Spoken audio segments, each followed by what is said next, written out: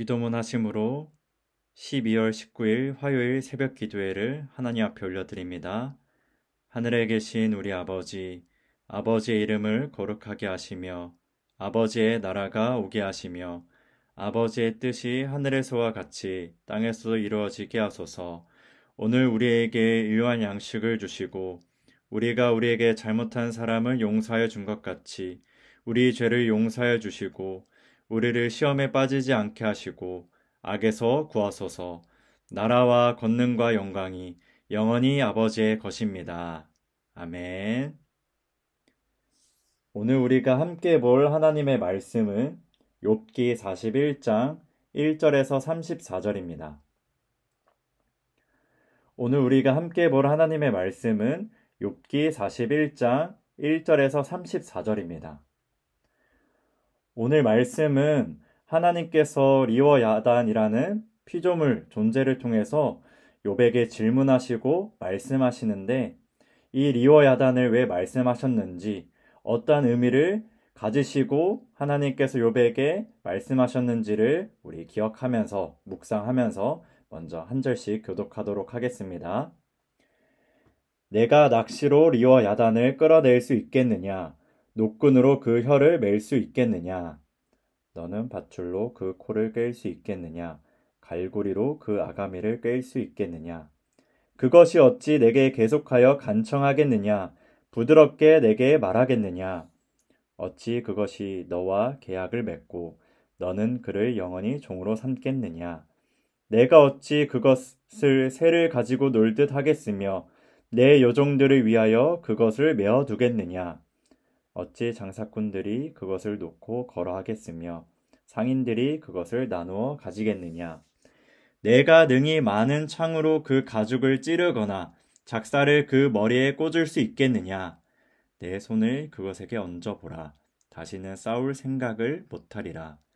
참으로 잡으려는 그의 희망은 헛된 것이라. 그것의 모습을 보기만 해도 그는 기가 꺾이리라. 아무도 그것을 격동시킬 만큼 담대하지 못하거든 누가 내게 감히 대항할 수 있겠느냐? 누가 먼저 내게 주고 나로 하여금 갚게 하겠느냐? 온 천하에 있는 것이 다 내 것이니라. 내가 그것의 지체와 그것의 큰 용맹과 늠름한 체구에 대하여 잠잠하지 아니하리라. 누가 그것의 겉가죽을 벗기겠으며 그것에게 겹재갈을 물릴 수 있겠느냐? 누가 그것의 턱을 벌릴 수 있겠느냐? 그의 둥근 이틀은 심히 두렵구나. 그의 질비한 비늘은 그의 자랑이로다. 튼튼하게 봉인하듯이 닫혀 있구나. 그것들이 서로 달라붙어 있어 바람이 그 사이로 지나가지 못하는구나. 서로 이어져 붙어 있으니 능히 나눌 수도 없구나. 그것이 재채기를 한즉 빛을 발하고 그것의 눈은 새벽의 눈꺼풀 빛 같으며 그것의 입에서는 횃불이 나오고 불꽃이 튀어나오며 그것의 콧구멍에서는 연기가 나오니 마치 갈대를 태울 때에 솥이 끓는 것 같구나. 그의 입김은 숯불을 지피며 그의 입은 불길을 뿜는구나. 그것의 힘은 그의 목덜미에 있으니 그 앞에서는 절망만 감돌 뿐이구나. 그것의 살 껍질은 서로 밀착되어 탄탄하며 움직이지 않는구나. 그것의 가슴은 돌처럼 튼튼하며 맷돌 아래짝 같이 튼튼하구나. 그것이 일어나면 용사라도 두려워하며 달아나리라. 칼이 그에게 꽂혀도 소용이 없고 창이나 투창이나 화살촉도 꽂히지 못하는구나. 그것이 쇠를 지푸라기 같이 놋을 썩은 나무같이 여기리니 화살이라도 그것을 물리치지 못하겠고 물맷돌도 그것에게는 겨같이 되는구나. 그것은 몽둥이도 지푸라기 같이 여기고 창이 날라오는 소리를 우습게 여기며 그것의 아래쪽에는 날카로운 토기 조각 같은 것이 달려있고 그것이 지날 때는 진흙 바닥에 도리깨로 친 자국을 남기는구나. 깊은 물을 솥에 물이 끓음 같게 하며 바다를 기름병같이 다루는도다. 그것의 뒤에서는 빛나는 물줄기가 나오니 그는 깊은 바다를 백발로 만드는구나. 세상에는 그것과 비할 것이 없으니 그것은 두려움이 없는 것으로 지음 받았구나. 그것은 모든 높은 자를 내려다보며 모든 교만한 자들에게 군림하는 왕이니라. 아멘. 1절입니다. 리워야다에 대한 다양한 해석이 있습니다. 악어, 바다 괴물, 하나님을 대적하는 악한 존재, 신화적 동물 등등으로 봅니다. 우리는 어떤 것이 맞다 할 필요는 없고 여기서 리워 야단은 인간이 다룰 수 없는 큰 힘을 가진 괴력을 가진 물과 관련된 피조물이라고 생각하면 됩니다. 하나님께서는 욥의 능력으로 리워 야단을 다룰 수 없음을, 지배할 수 없음을 보여주십니다. 그래서 1절에 내가 낚시로 리워 야단을 끌어낼 수 있겠느냐, 노끈으로 그 혀를 맬 수 있겠느냐, 2절에서도 너는 밧줄로 그 코를 깰 수 있겠느냐, 갈고리로 그 아가미를 깰 수 있겠느냐, 낚시로 고기를 잡듯 리워 야단을 잡을 수 없다라는 거죠. 3절과 4절입니다. 그것이 어찌 내게 계속하여 간청하겠느냐, 부드럽게 내게 말하겠느냐, 어찌 그것이 너와 계약을 맺고 너는 그를 영원히 종으로 삼겠느냐. 리워 야단이 욥에게 살려달라고 간청을 하거나 부드럽게 말하거나 리워 야단이 잡혀서 너의 종이 되겠다고 계약을 맺을 일이 없다는 것이죠. 왜? 욥은 리워 야단을 다룰 수 없는 큰 괴력을 가진 짐승이기 때문에, 어떤 피조물이기 때문에 그런 거죠. 5절에 내가 어찌 그것을 새를 가지고 놀듯 하겠으며 내 여종들을 위하여 그것을 메어두겠느냐. 욥은 리워 야단을 가지고 놀 수 없어요. 여종은 여기서 소녀를 말하는데 리워 야단을 메어 애완용 동물처럼 사용하여서 소녀들을 위하여서 애완동물로 삼을 수 없다라고 말을 하는 거죠.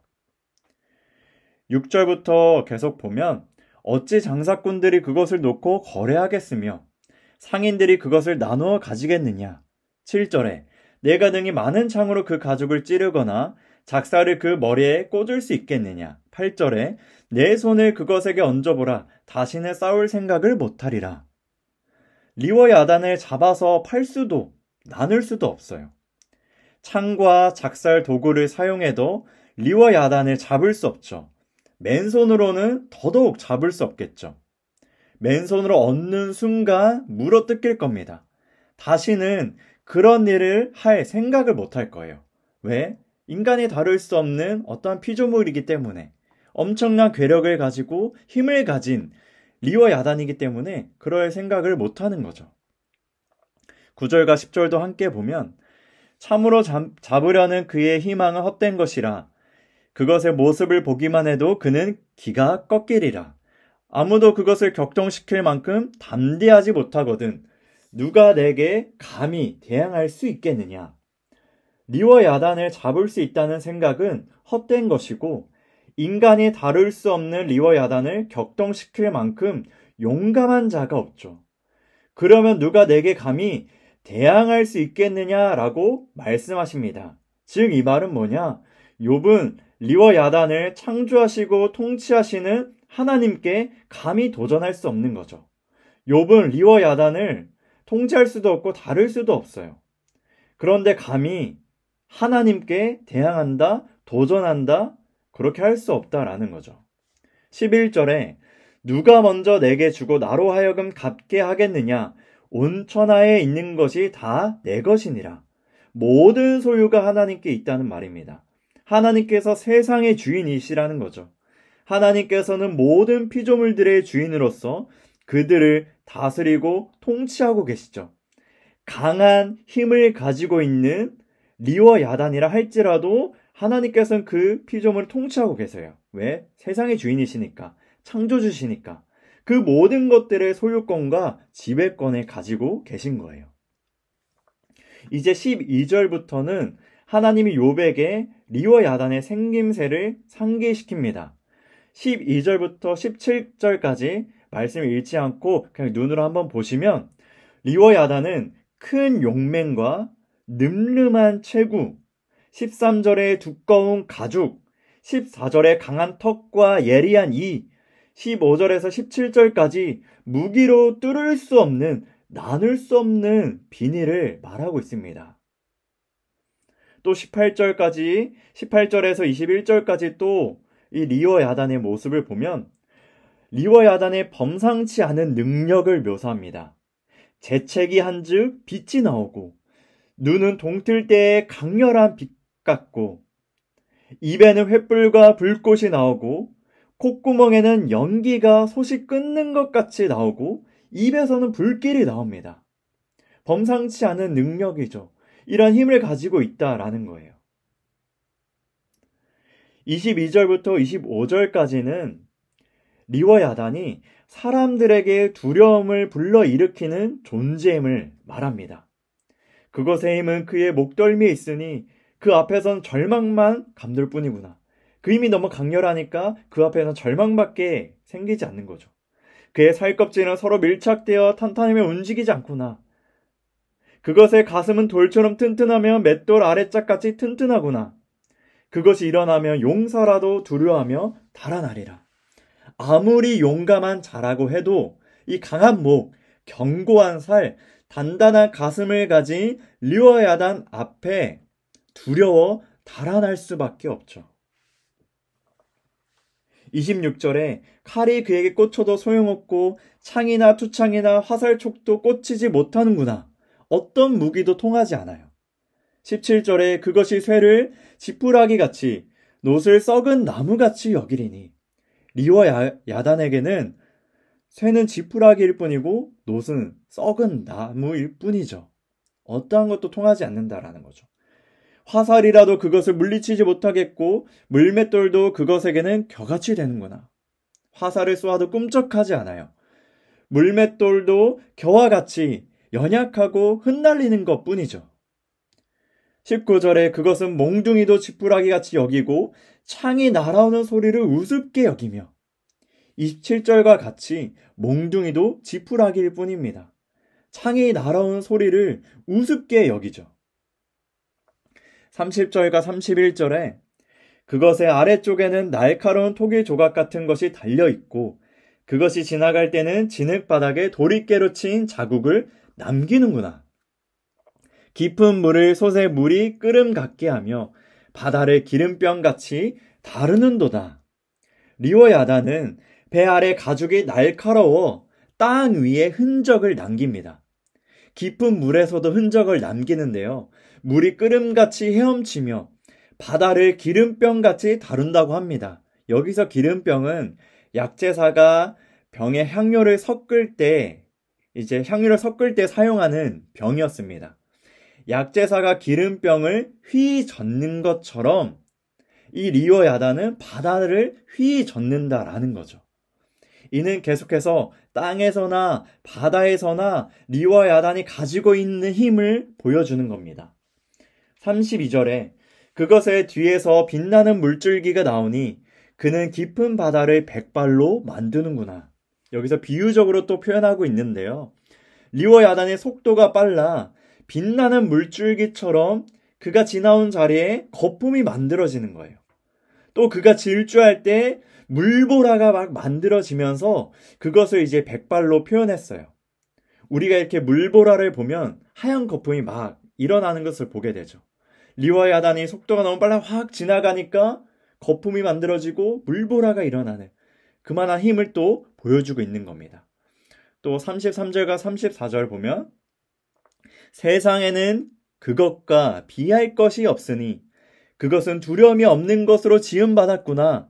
그것은 모든 높은 자를 내려다보며 모든 교만한 자들에게 군림하는 왕이니라 라고 말씀을 마무리하고 있어요. 세상에서 리워 야단과 비교할 수 있는 것이 없죠. 그것은 아무것도 두려워하지 않아요. 리워 야단은 교만한 피조물들을 내려다보며 모든 교만한 피조물들에게 군림하는 왕이라고 합니다. 이 말은 다른 어떤 강력한 피조물이 있다 하더라도 리워 야단 앞에서는 낮아질 수밖에 없다는 미약한 존재일 수밖에 없다라는 거죠. 하나님께서는 왜 리워 야단의 존재를 말씀하셨을까요? 욥과 리워 야단 둘 다 하나님께서 만드신 피조물입니다. 그런데 욥은 자신과 같이 피조물인 리워 야단을 능히 다룰 수 없고 통제할 수도 없죠. 리워 야단은 인간이 감히 다룰 수 없는 괴력을 가진, 힘을 가진 바다와 관련된 피조물이었기 때문에 욥은 능히 리워야단을 다룰 수 없고 통제할 수 없었어요. 하물며 어찌 욥이 자신의 생각으로 하나님을 통제할 수 있을까요? 제한할 수 있을까요? 그럴 수 없죠. 하나님께서는 이를 말씀하시는 거예요. 욥아, 너는 내가 만든 리워야단도 다룰 수 없는데 너가 나를 제한하려고 하느냐? 나의 뜻을 어둡게 하려고 하느냐라고 하시는 거죠. 사랑하는 성도님들, 우리에게 욥과 같은 모습이 없나요? 욥은 계속해서 하나님께 질문하면서 하나님을 판단하고 하나님을 의심하고 하나님을 제한했어요. 자신의 생각으로 하나님을 제한했던 거죠. 우리는 하나님을 다 알 수 없는데 여전히 그것을 인정하지 않고 나의 생각으로 내가 생각하는 하나님, 내가 제안하는 하나님을 만드는 거죠. 우리가 그렇지 않기 위해선 하나님을 다 알 수 없음을 인정해야 합니다.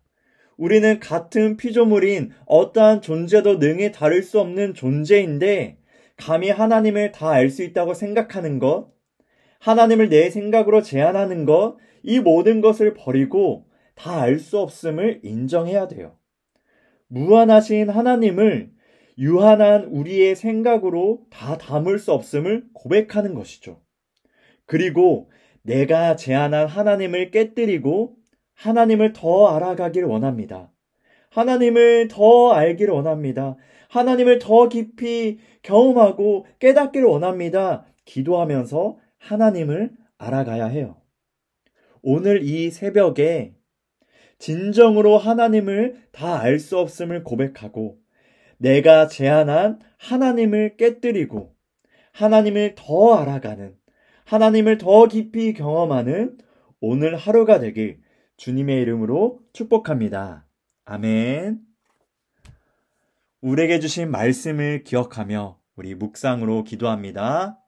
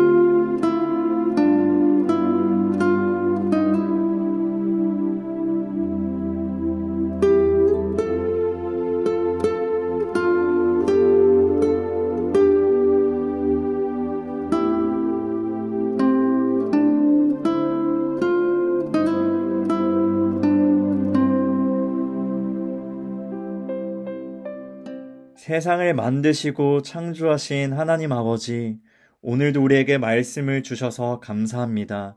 하나님께서는 욥에게 리워야단을 말씀하시면서 너가 피조물인 리워야단도 다 다룰 수 없고 통제할 수 없는데 너가 감히 나를 다 알 수 있다고 나를 제한하고 통제하려고 하느냐라고 말씀을 주셨습니다. 우리의 삶도 돌아보면 나의 생각으로 나의 마음으로 하나님을 제한하려고 했던 것이 많습니다. 하나님, 오늘 이 말씀을 통해서 그 생각들, 그 마음들을 내려놓게 하시고 하나님을 다 알 수 없음을 인정하고 내가 제한한 하나님을 깨뜨리고 하나님을 더 알아가는 그 은혜가 우리 안에 넘치게 하여 주시옵소서. 오늘 이 새벽에 하나님 우리를 만나주시고 창조주 하나님, 능력이 많으신 하나님, 지극히 크신 하나님을 경험하게 하여 주셔서 더 깊이 하나님을 알아가는 복된 시간이 되게 하여 주시옵소서. 예수님의 이름으로 기도합니다. 아멘. 오늘은 화요일, 나라를 위해서 기도합니다. 우리나라가 한파가 찾아오면서 날씨가 많이 추워졌습니다. 여전히 우리나라에도 가난한 자들, 따뜻하게 지내기 어려운 자들이 많은데, 가난한 자들, 또 힘든 자들, 연약한 자들, 이 추위 가운데 잘 견뎌낼 수 있고 도움의 손길이 전해질 수 있도록, 한파인 겨울에 따뜻한 겨울을 맞이할 수 있도록 우리 나라를 위해 기도해 주시고 또 통일을 위해서 기도했으면 좋겠습니다. 북한과 우리나라가 복음으로 통일될 수 있도록, 하나님께서 세우시는 한반도가 될 수 있도록, 우리 한파를 위해, 통일을 위해 다 같이 기도하고 각자 가지고 나오신 기도 제목 하신 후에 오늘 하루를 시작합니다. 기도합니다.